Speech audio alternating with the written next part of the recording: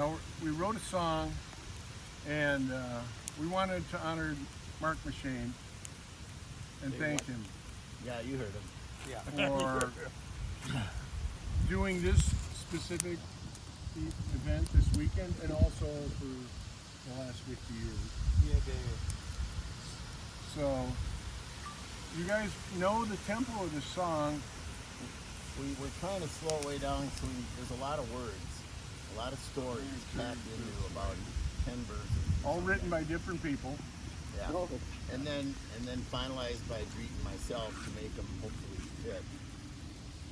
So And there is a chorus, and you'll notice when the chorus comes because he changes keys and Turn this light off. you guys You can have sing you've from heard the this chorus. as another song. Okay. Well, go ahead. Dreet, Let's turn do the it. light off. I gotta have the light on to see this. Slower.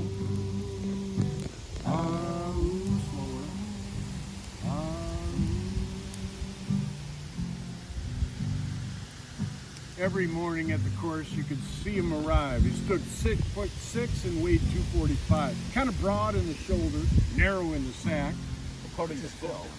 and everybody knew he didn't give no flack to Big Mac. Big Mac, Big Mac, Big bad Mac. Nobody seemed to know where Mac called home. He just drifted into town and stayed all alone. He didn't say much, kind of quiet and shy, and if you spoke at all, you just said hi to Big Mac. Somebody said he came from Cloquet, where he got in a fight over a sunfish fillet, and a crashing blow from a huge right hand sent a Wisconsin fellow to the promised land. Everybody. Big Mac. Big Mac. Big bad Mac. Good tempo. Now, Mac married early, as he was meant, a red-headed lass that was heaven sent. But hidden within this beautiful groom was a wild young man, not yet in full bloom, Big.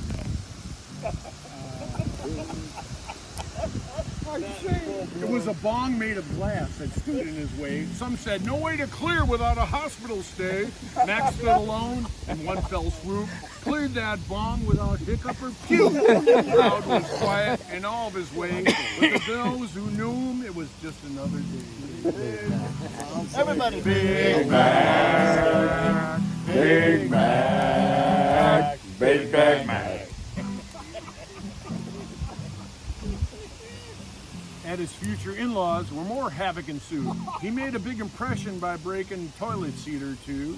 His in-laws used a golf cart to get around, but Big Mac left the keys and it was stolen and gone. At one point they went hunting, brought home some geese. Big Mac offered to clean them so bad feelings would cease. Questionably breaking their necks with a hammer, he broke a porcelain chunk off the sink in that manner. Took his in-laws' new car to the store, got in a wreck. Big Mac was not hurt, no blood was let. That event on this trip made Big Mac more enduring, but for the car there was no jury. Everybody. Big Mac. Big Mac. Big bad Mac. Big Mac traveled wide and far. Wisconsin it was, where he bought a bar.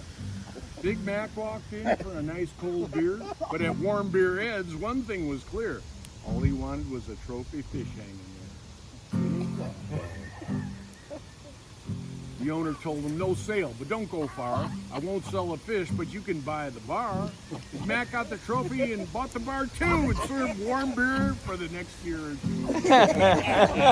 Everybody. Big Mac. Big Mac. Big bad Mac.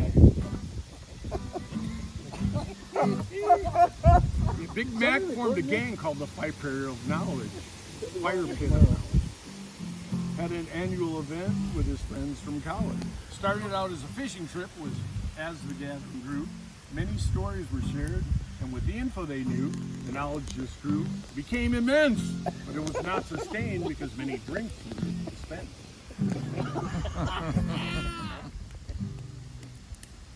A bottle of port was dedicated to the boys for the last surviving member to enjoy. The fire pit raged sometimes through the night. Big Mac would be up with Bill at first light.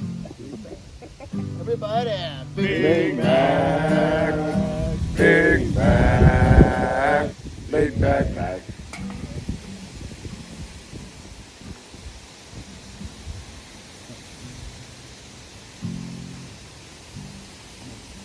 For those who attended, all had a good time. World problems were solved, many opined.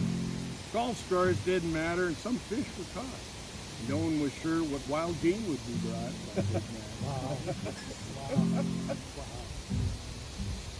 Many stories were shared, music was played. Tentative plans for the next year were laid. When the weekend is over, all slowly dispersed.